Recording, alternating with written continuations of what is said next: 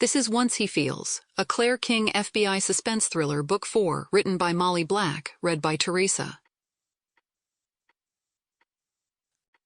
Prologue. Sienna didn't like being on her own, especially at night.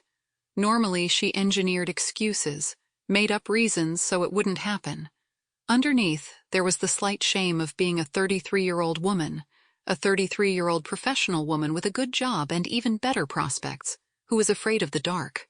But there was enough evidence, beamed into her living room through her television every evening, broadcast out of her Nissan's small speakers on her way to and from the office every day, contained within the manila files that sat on her desk and every other desk of the law office she worked at, to justify those fears.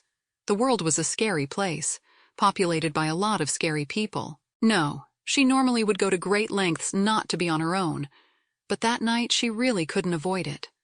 She had a mountain of work to get done, and if she was going to get that promotion, a backlog come month's end was the last thing she needed. Especially when Shiny Shoes Kevin could seemingly do no wrong. She muttered under her breath, admonishing herself once again to stop her mind from wandering. The more she procrastinated, the longer she would have to stay. If she didn't get it done, she would have to stay late the next night too.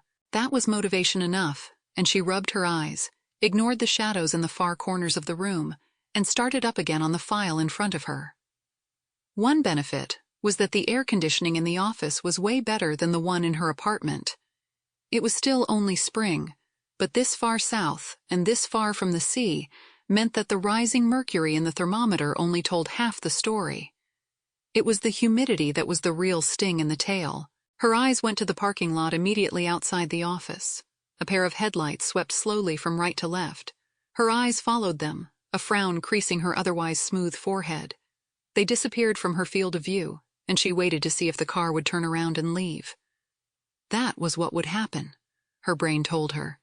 If it was someone who had taken a wrong turn, and then saw their way blocked by the wall of the pharmacy that backed into their office. Her heart started beating a little faster as the bank of windows showed just the low-level lighting from the parking lot. The car had parked.